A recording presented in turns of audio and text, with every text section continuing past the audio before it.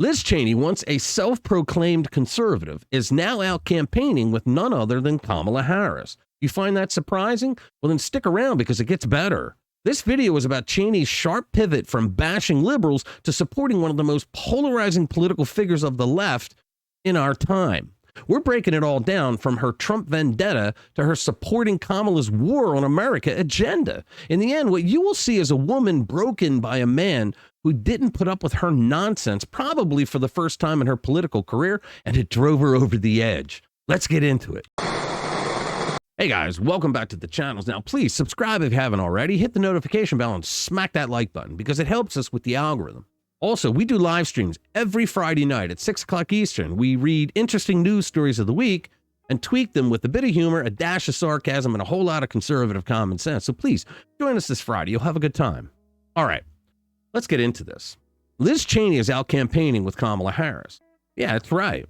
The same Liz Cheney who used to wrap herself in the American flag, calling herself a conservative, a constitutionalist. Well, now she's got her arm around Kamala, who's been helping put nails in America's coffin. What's going on here? Cheney, once known for standing up against liberal agendas, is now teaming up with someone who wants to turn America into California. Open border, tax your wallet dry, progressive experiment. But why? Here's where things get interesting. Cheney's got a case of Trump Derangement Syndrome, and we're talking a serious case. In fact, she's achieved what no one else has. Level 8. TDS. That's a record. The highest known recorded level was 7 up until this point. Now, here's the kicker. Cheney's not just quietly endorsing Kamala. She's out there actively campaigning for her. She's on stage nodding her head in agreement like one of those bobblehead dogs in the back of your parents' car when you were growing up. But she doesn't stop at supporting Kamala. She's trashing Trump, calling him dangerous. What she's not saying, why is Trump dangerous? We're all ears.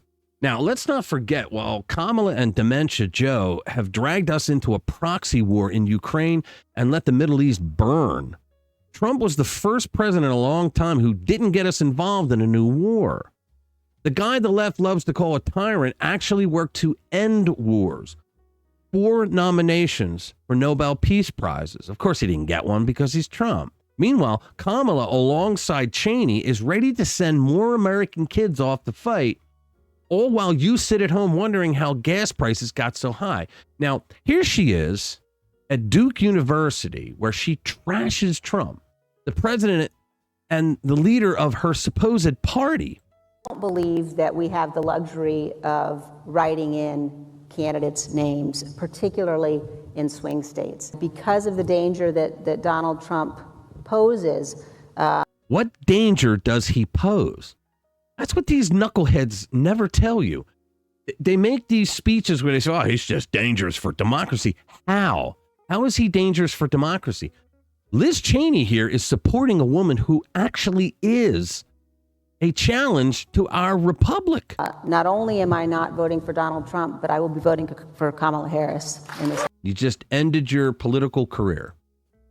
So now here is Liz Cheney sitting on a stage with Kamala while she goes off on some word salad about World War II, and Cheney is there nodding her head up and down, agreeing with her. Remember, Kamala Harris has never uttered a word that would force the listener to go run for a dictionary. I don't know of any other Republican than Liz Cheney, and probably little Adam Kinzinger, who could actually do something like this, who could turn on their own party because of a mental disorder they suffer. Now, Cheney and Kinzinger got a lot of experience kissing the asses of a bunch of Democrats when they both sat on that unconstitutional January 6th committee, where Cheney, who talks about Trump as a danger to democracy, on that committee, she withheld exculpatory information. She fabricated evidence, refused to allow certain rebuttal witnesses to be called, and then deleted all of the digital information, which is a felony, by the way, before the Republicans took over the House. But this isn't about facts for Cheney, it's personal. Liz Cheney's a war hawk, and her beef with Trump isn't about policy, it's about power. Trump took her down a peg when she couldn't push her war-loving agenda, and she's just been bitter ever since. Now, if elected, Kamala will expand the war in Ukraine. Mark my words on that. She'll start sending our own troops over there to fight the Russians. when we have no national security interest in that war.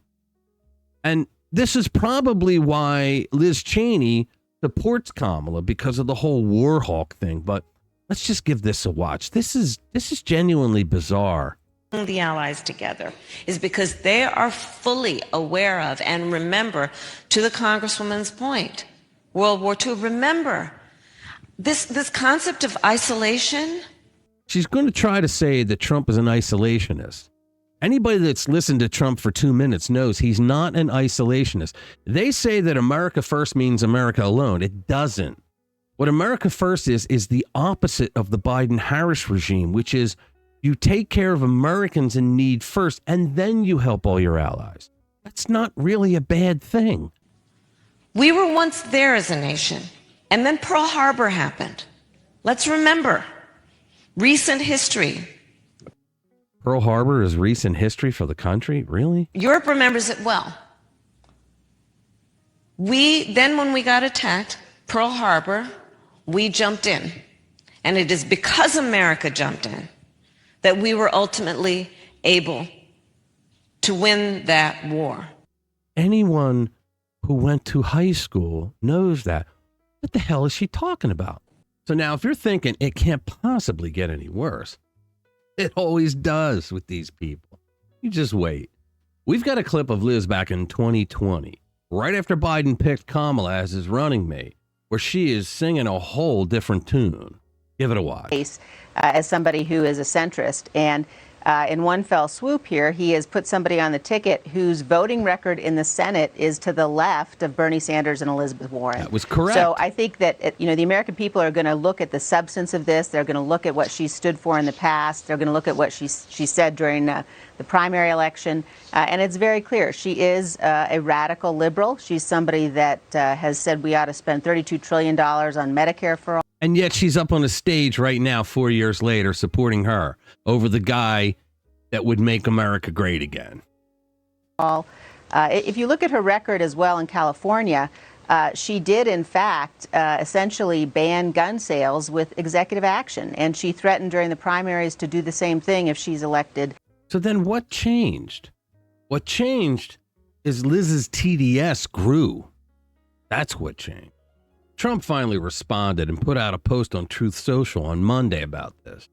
He wrote, "Arab voters are very upset that Comrade Kamala Harris, the worst vice president in the history of the United States and a low IQ individual, is campaigning with dumb as a rock war hawk Liz Cheney, who, like her father, the man that pushed Bush to ridiculously go to war in the Middle East, also wants to go to war with every Muslim country known to mankind. Remember, Liz Cheney lost her congressional seat by the largest margin, 40%, in history for a sitting congressperson. If Kamala gets 4 more years, the Middle East will spend the next 4 decades going up in flames, and your kids will be going off to war, maybe even a third world war, something that will never happen with President Donald J. Trump in charge. For our country's sake and for your kids, vote Trump for peace. Amen." All right, thanks for watching. Subscribe and hit that notification bell if you want to be kept up to date with all the latest political twists and turns in D.C. I'll see you in the next one. Spread the word. From the bottom to the top, I grind every day. No time for haters. I'm here to slay. Slipping on the doubters, no time to rest. I'm like a freight train, I'm the best. Yeah, chasing dreams, no matter what it takes. I'm on fire and there's no